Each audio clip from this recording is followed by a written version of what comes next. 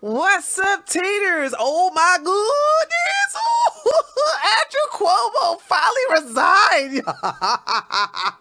He ain't leave yet. He'll be leaving in 14 days. So I actually watched a little bit of his press conference, and I'm to say, oh my gosh, this guy is so full of himself. But instead of actually doing a live stream, I'm going to go ahead and make a video and then premiere it, and you all can clown him, say while you watch my reaction to him. Okay, this is so awesome. This guy is a piece of work. So anyway, I knew something was about to go down, because let me tell you how I started to see things unfolding. First, we saw that his brother, Fredo, I'm schmat. Okay, he went on a long vacation. Chris never addressed what was going on with his brother on CNN. And next thing you know, Fredo got to take a long planned vacation. That doesn't sound suspicious at all. And then we get down to New York's Governor Cuomo, top aide Melissa DeRosa, resigned. And there is much more to her relationship with Cuomo than meets the eye. Oh no, you don't say, huh? Really? Do you mean them two doing the bounce wow wow? Guys, this is going to be like a soap opera in real time, unfolding before our eyes. I can't wait. Oh my God. Can you not wait? Oh my gosh. Holy smokes. Oh yeah. Okay. So that's the wifey down there. All right. And then next we have him, basically trying to cut a deal to avoid impeachment. I never did have any of these stories in my live stream queues, because I was like, dude, I'm so over Cuomo, dude. He is so arrogant. When you're going to start victim blaming and then saying, I'm Italian, we do the kissy and the touchy, what about the spaghetti? There's nothing else I could say on this clown that's going to be interesting to anybody. But I did notice, whenever I go through the news, I do read what's happening. And so I was like, okay, they're going to impeach him, because they did get together and they actually have the members that can go through with the impeachment. But I guess he didn't want to go down like that. And so therefore he decides to resign. And this is actually to NBC New York. I was going to do it off of Newsmax, but I was like, they're cutting off the front part of his speech. So let's go ahead and look at it together and laugh, shall we? Good morning. Let me begin by thanking Rita Glavin for that powerful presentation. I'd like to address several issues today. First, I've always started by telling New Yorkers the facts before my opinion. Okay. So let's start New York tough with the truth. The Attorney General did a report on complaints made against me by certain women for my conduct. The report said I sexually harassed 11 women. You did? That was the headline people heard and saw and reacted to. The reaction was outrage. It should have been. However, it was also false.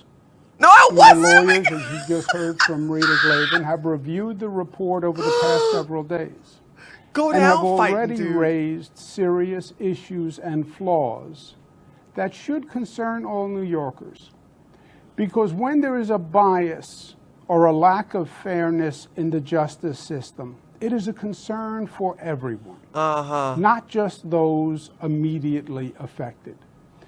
The most serious allegations made against me had no credible factual basis in the report. And there is a difference between alleged improper conduct and concluding sexual harassment.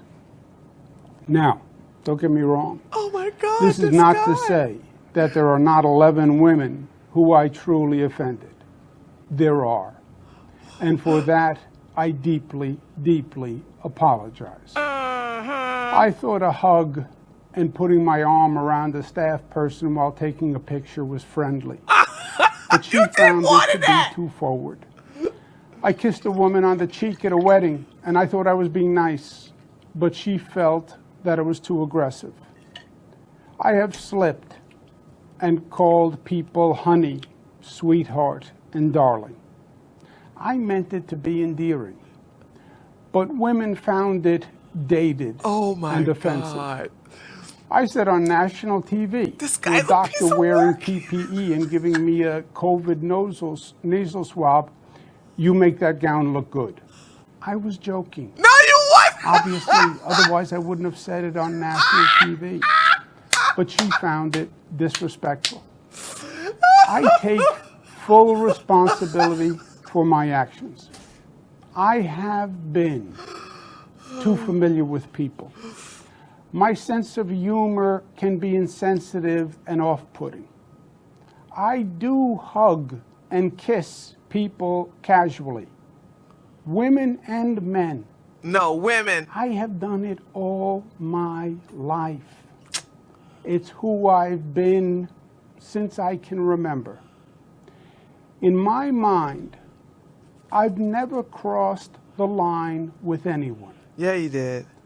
But I didn't realize the extent to which the line has been redrawn. Oh my God. There He's still playing. I'm the victim. Feel sorry for me. These bad women are attacking me. Oh, woe is me. Oh my goodness. I'm like, dude, you are the predator here. You're not the innocent victim. I guess this is what so fascinates me about Cuomo is his arrogance. That's what's so impressive about this clown. He is so arrogant. are generational and cultural shifts that I just didn't fully appreciate. And I should have. No excuses. The report did bring to light a matter that I was not aware of and that I would like to address. Uh-oh. A female trooper relayed a concern that she found disturbing, and so do I. Please let me provide some context. Uh-oh. The governor's trooper detail had about 65 troopers on it. But of the 65, only 6 women and 9 black troopers. Why did I I'm mention very black? proud of the diversity of my administration. It's more diverse than any administration in history. And I'm very proud of the fact that I have more women in senior positions than any governor before me. For a reason, Cuomo. The lack of diversity on the state police detail was an ongoing disappointment for me. In many ways, the governor's detail is the face of state government that people see. When I attend an event, people see the detail that's with me. I was continuously trying to recruit more to diversify. On one occasion, I met 2 female troopers who were on duty at an event. Both seemed competent and impressive. And sexy. And I asked the state police to see if they were interested in joining. I often meet people, men and women, and if they show promise, I refer them to be interviewed. For that rotation, you know what I'm saying? Boom, headshot. New meat in, old meat out. The state police handled the interviewing and the hiring. And one of the 2 troopers eventually joined the detail. The sexiest I one. got to know her over time. Ooh, and bet you she's a did. great professional. And I would sometimes banter with her when we were in the car. Yeah. We spent a Banter. lot of time driving around the state. Long This drives. female trooper was getting married. Oh, no. And I made some jokes about the negative consequences of married life. But you're married. You're married, Cuomo. Oh, whoa. Oh, Lord. Hold on. Is this the reason why you're trying to talk her out of marrying, huh? Because her husband may end up being like a creep like you, huh? Melissa, ooh, Melissa, you got some explaining to do. I meant it to be humorous. She was offended, and she was right. The trooper also said that in an elevator I touched her back, and when I was walking past her in a doorway, I touched her stomach. Now, I don't recall doing it. Of course you don't. But if she said I did it, You did I it. believe her. At public events, troopers will often hold doors open or guard the doorways. When I walk past them, I often will give them a grip of the arm, a pat on the face, a touch on the stomach, a slap on the back. Or butt. It's my way of saying, I see you, I appreciate you, and I thank you. I'm not comfortable just walking past and ignoring them. Of course, usually they are male troopers. In this case, I don't remember doing it at all. I didn't do it consciously with the female trooper. I did not mean any sexual connotation. I did not mean any intimacy by it. I just wasn't thinking. It was totally thoughtless in the literal sense of the word. Lies. But it was also insensitive. It was embarrassing to her, and it was disrespectful. Yeah, it was. It was a mistake, plain and simple. I have no other words to explain it. I want to personally apologize to her and her family. I have the greatest respect for her and for the New York State Police. Now, obviously, in a highly political matter like this, there are many agendas and there are many motivations at play. If anyone thought otherwise, they would be naive. And New Yorkers are not naive. Yeah, they are. They naive because they elected you, Cuomo. They either naive or stupid. Which one? Maybe both. But they elected you, okay? I'm so glad you're about to leave. See, this is the part that Newsweek left out, y'all. But I want to thank the women who came forward with sincere complaints. It's not easy to step forward, but you did an important service. And you taught me, and you taught others an important lesson. Snitches get stitches. Personal boundaries must be expanded and must be protected. I accept full responsibility. Part of being New York tough is being New York smart. New York smart tells us that this situation and moment are not about the facts. It's not about the truth. It's not about thoughtful analysis. It's not about how do we make the system better. This is about politics. And our political system today is too often driven by the extremes. Rashness has replaced reasonableness. Loudness has replaced soundness. What about arrogance? Twitter has become the public square for policy debate. Isn't it amazing? You didn't have a problem with Twitter prior to people telling on you that you're a little kissy and you're handsy, okay? You didn't have a problem about Twitter then.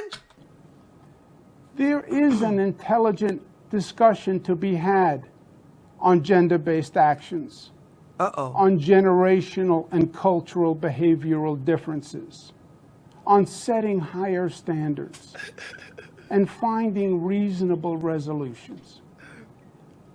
But the political environment is too hot, and it is too reactionary for that now. And it is unfortunate. Your side's to blame. Now, you know me. I am a New Yorker, born and bred. I am a fighter. And my instinct is to fight through this controversy because I truly believe it is politically motivated. I believe it is unfair and it is untruthful. And I believe it demonizes behavior that is unsustainable for society. If I could communicate the facts through the frenzy, New Yorkers would understand. No, they wouldn't. I believe that. But when I took my oath as governor, then it changed. I became a fighter, but I became a fighter for you. And it is your best interest that I must serve. This situation, by its current trajectory, will generate months of political and legal controversy. That is what is going to happen. And more women are going to find out about you, Cuomo, and your secrets are going to come to surface. And I got a funny feeling, baby, that this is one of them, okay?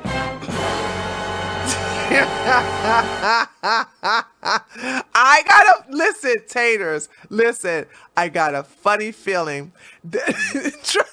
Trust me, I got a funny feeling some skeletons about to fall out the closet. Trust me on this one. That is how the political wind is blowing. It will consume government. It will cost taxpayers millions of dollars. It will brutalize people. No, it won't. The State Assembly yesterday outlined weeks of process that will then lead to months of litigation. Because you refused to resign, so they had to set that up to impeach you. What are you talking about? I love these demon rat political lies by omission. You know what I'm saying? I'm not going to tell you why they set that up because of my own doing. I'm just going to tell you, look at all the things they had to do. But now they don't have to go through that there, Cuomo, because you're resigning. See, before then, they were going to impeach you. Now they don't have to do that because you're leaving in 14 days. Okay? Time and money that government should spend managing COVID, guarding against the Delta variant, reopening upstate, fighting gun violence, oh my God, and saving New York City. All that time would be wasted. Why did you do it? This is one of the most challenging times for government in a generation. Government really needs to function today. Government needs to perform. It is a matter of life and death, government operations. And wasting energy on distractions is the last thing that state government should be doing. Oh my God, this and guy. I cannot be the cause of that. New York tough means New York loving. And I love New York. Too much.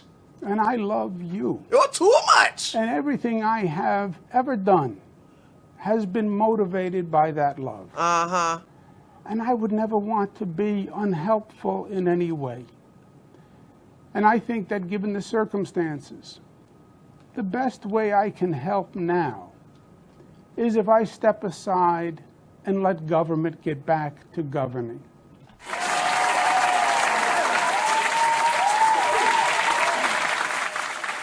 Bye, Cuomo. Bye. Bye. Later.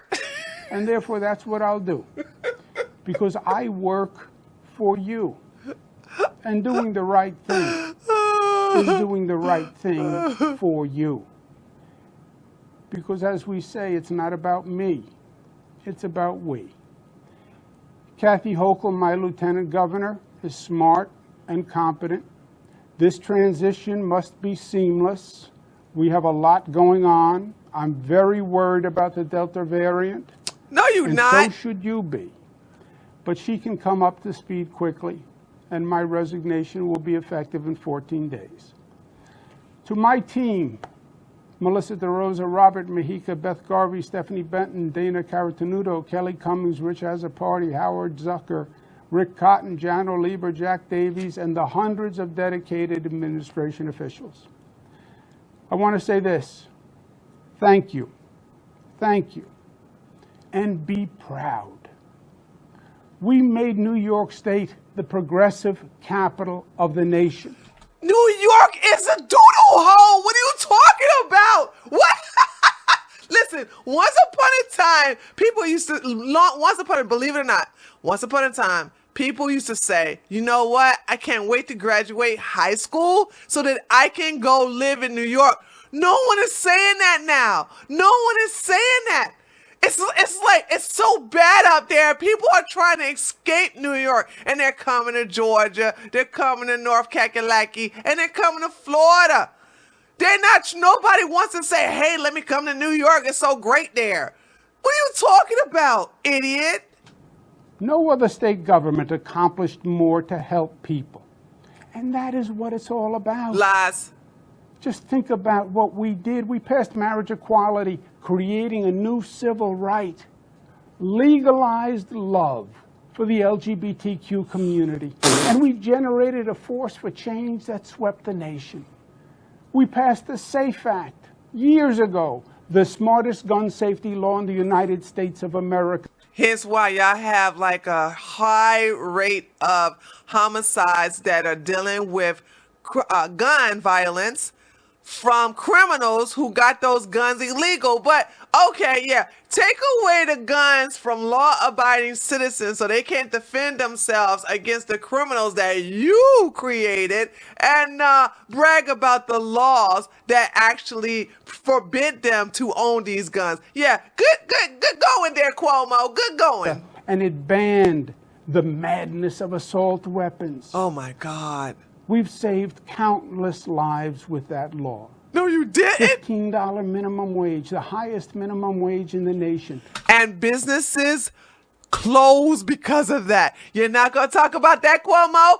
Businesses went out of, there were small businesses that closed because of that. And they also had to let go. A lot of the other businesses that actually stayed open had to downsize their staff because of that. You want to brag about that? You don't even have the same amount of single businesses that you used to have. You don't have them anymore. So now people have to rely on their family, who won't even snitch on them to the government about not being paid $15 minimum wage. And also, this was another way to hire illegal immigrants who don't have green cards to be working for $5 or even below the minimum, which it is. $5 is below the minimum wage. But now you set up the system to where you are now having a lot of these owners of these businesses hire illegal immigrants and pay them below minimum wage. So yeah, good job with that, buddy. Good job. Yeah, okay. Lifting millions of families' standard of living, putting more food on the table and clothes on their backs. Lies. And we led the nation in economic justice with that reform. Lies. We have managed every emergency Mother Nature could throw at us. Fires, floods, hurricanes, superstorms, and pandemics. We balanced the state budget, and we got it done on time, more than any other administration, because government should work and perform. Free college tuition for struggling families. Nobody in this state will be denied their college dream because of their income. Who wants to go to any college in New York and say, yes, I have a degree, I have a master's degree or bachelor's degree from NYU, Purdue, the most liberal type. I'm sure they're teaching CRT, big time in those universities. We have built new airports, rail, transit, roads all across this state faster and better than ever before, and more than any state in the nation. The most effective green economy program in the nation. We did more for Black and Latino families than any other administration. Black and Latino families are dying underneath the crime bills that you have reformed, you idiot. They are dying in big numbers. Is that what you're saying you do it for? Oh my God. I can't. Okay, guys, I can't take no more. I'm about to get past my limit. I'm getting past my limit. Okay, here we go. Just a few more, and then I'm going to stop it. Let's just see what more stupid stuff he's going to say. We did more for working families. We did more for our union brothers and sisters. We did more to battle racism and anti-Semitism. Did he say he did more for racism and anti-Semitism? Who are the people who are attacking Asians? Huh? What race of people are attacking Asians? What race of people are attacking Jews? Are you kidding me? The lies this man is telling you. Today, so much of the politics is just noise, just static. And that's why people tune it out. What matters is actually improving people's lives. And that's what you did. No, you didn't. You made this state a better state. No, it's not. For the generations that follow. And that is undeniable, inarguable, and true, even in these ugly, crazy times. I thank Speaker Carl Heastie and Leader Andrea Stewart-Cousins for their leadership. And let me say this on a personal note. Nope, this is where I go. Okay, he's about to go and he, I know he's about to get hit. My wife and my daughters and my chabellas. And, okay, that's it. That's all I got to say about this. This video is going to be long, but it's probably worth it. But listen, so congratulations, daggone New York. You finally got your first whamming governor. Okay. Yes, girlfriend, slay. Kathy's going to be the first female governor in New York history. She broke this, the glass ceiling with the thanks of Cuomo and his hands and his lips and his chalabella. Y'all, look. If y'all thought y'all was in trouble with this one, ooh, we a white woman liberal? Hey, if you guys are listening to this premiere live, put RIP New York, put RIP NYC, RIP NYC, New York underneath the leadership of a liberal white woman. Woo! Well, New York, it was nice knowing you. I mean, you had a little bit of survival rate underneath this clown, but underneath this whamming, woo, child, y'all in trouble. Y'all in trouble. Anyway, I just wanted to go ahead and get this video out. This is the second video today. So I just wanted to share it instead of doing a live stream. So let me know what you guys think by leaving a comment below. Y'all think this white liberal whammon is going to do something about what's going on in New York? She's going to make it better or she's going to make it worse? Hunty, I'm putting my money on worse than worse. Okay, that's what my money's going to. But anyway, I'm so glad. This is so great. This is this is so delicious. So anyway, leave your comment below this video. Don't forget to hit the like button. Also, if you haven't subscribed to my Tater family, feel free to subscribe. I would love for you to join the Tater Nation, and I will see you all on the next video. Later, Taters.